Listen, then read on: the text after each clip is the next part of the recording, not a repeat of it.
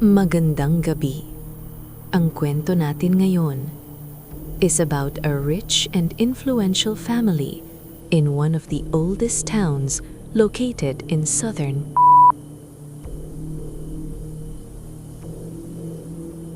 who have a peculiar secret. Pero bago tayo magsimula, make sure to subscribe my channel para mas maging updated sa mga susunod na upload.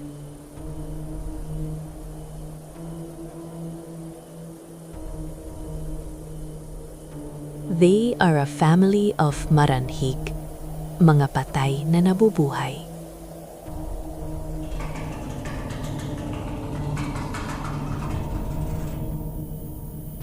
Meron akong ka-dormmate dati sa university na minsang nagkwento sa akin tungkol sa isang maimpluwensyang pamilya sa bayan na iyon.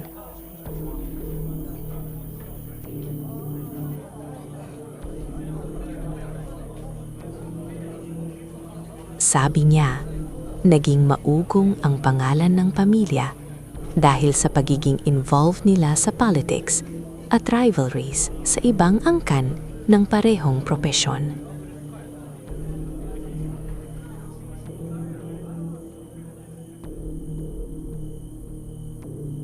Hanggang isang araw, nauwi sa karahasan ang di pagkakasundo sa pagitan ng dalawa. Isa sa angkan na iyon ang kinitilan ng buhay sa harap mismo ng gate ng malaking bahay nila.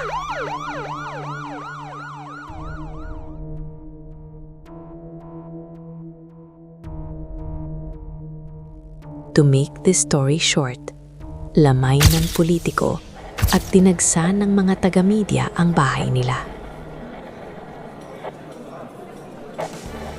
May mga local radio station, regional TV stations.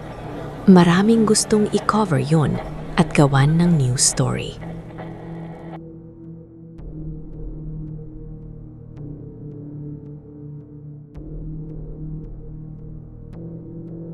Pero naging mailap sa media ang pamilya, pero sa kakaibang rason.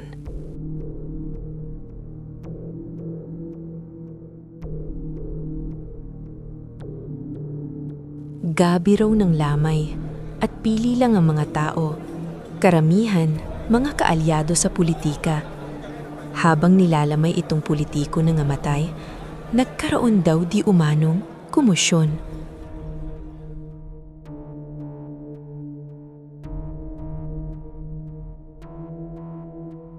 Nang biglang umuga yung kabaong at bumukas ang takip nito, sabay bumangon yung nakahimlay sa loob.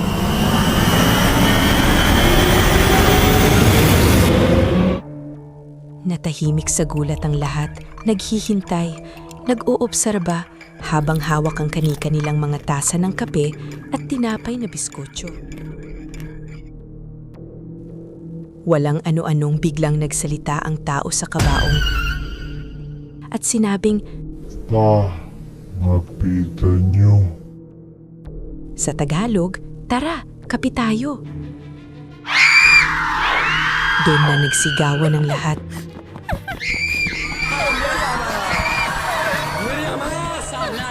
May tumalon sa bintana, may nagtatakbo at nagkandarapang naiwan ng sapatos. Dahil dito, nakaabot ang kwento sa mga taong di imbitado sa labas at may tumimbre daw di umano sa media. Kinabukasan, may mga dumating na news crew pero minarapat ng pamilya na di magsalita ukol dito. Nananatili daw na usap-usapan ng kwentong ito sa bayan nila pero walang opisyal na pahayag o patunay sa mga pangyayari. May mga teorya na ito raw sang sekreto ng yaman ng pamilya at kaya't minabuti nilang wag magsalita ukol dito. Ang iba naman ay naniniwalang paninirang puri lang daw ito ng kalabang tanig sa politika. Yaon pa man, isa pa rin ito sa mga kahindik-hindik na mga kwento ng bayang iyon. Mapatotoo man ito o gawa-gawa lamang ng iba.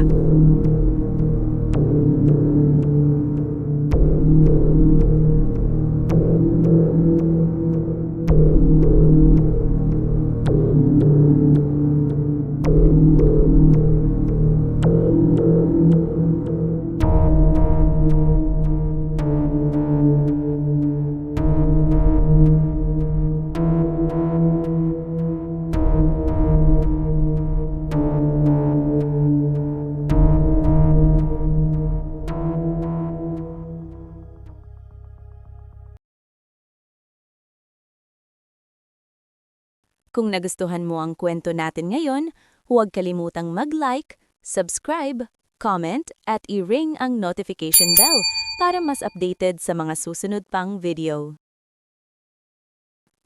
Big shoutout kanila!